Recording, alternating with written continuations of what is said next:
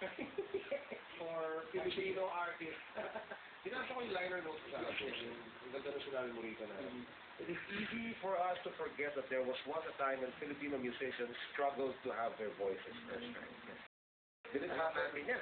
Oo, nangyari naman sa career mo yun na feeling mo wala nang nakikinig sa'yo or people are so busy so many other things na nakakalimutan na natin yung, Of course. yung ginto sa musika. Of course. Lalo-lalo na kung nakakarinig ako ng mga hindi sila masyadong mahilig sa Tagalog, pero Pilipino sila.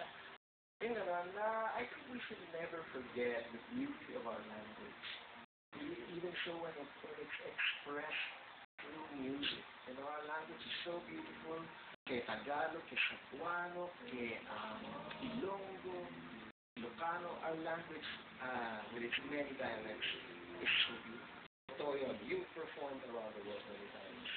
You know, my band has had the opportunity to perform abroad. I'm sure you agree with me when I say na yung mga Pilipino nating kapatid na nasa mga ibang bansa, pag kumakanta tayo ng Tagalog, iba yung pakiramdam. So, halos naiiyak sila. Yes, yes. And I think this album will make a lot of people cry, a lot of Filipinos. Dahil, I'm sure a lot of heart went into A lot of the making heart, of this a album. lot of productive effort, especially with my co-producer, Ika Rapat. Ang mga kilo talaga, so from DC, natutulog ka pa ba? My gosh, Fred, si Bobito, magaling ang mga musicians. You know, there's so many talented young pa ba? Young pa young people.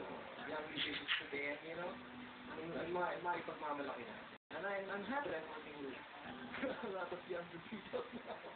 And okay, to talk further about the album, when you were singing a few of your songs, meron kami narinig na napakagandang boses. Na magtataka kami, saan ang gagaling yun? Sino kaya yun? Yung kasi tayo magkano. One time I was make my friend. Sabihin na, yun, alam niyo na ko siya. Yes. Tago na lang natin pangalan, Regine Gracia. Yeah. Pinapakinggan niya yung kung tayo magkakalayo. Tayo'y tapos naman, naghahamham siya. Nera, pwede ba nakapos siya, nagkakakit siya. Pero magandang boss ni Regine, kahit wala siya dito, naririnig natin siya. Oo nga, yun na siya. So, if you're going to listen to the album, that track, kung tayo magkakalayo, which is track number 4. Number 4. This is first a Ray Valera classic. Ray Valera classic. That's one of my favorite songs and one of my favorite tracks. And now, so one of the favorites of your fans. Oh, well. Especially with Regine's voice somewhere out there. Yeah. Magbabalik ang Mix Live with Augie. Right after this.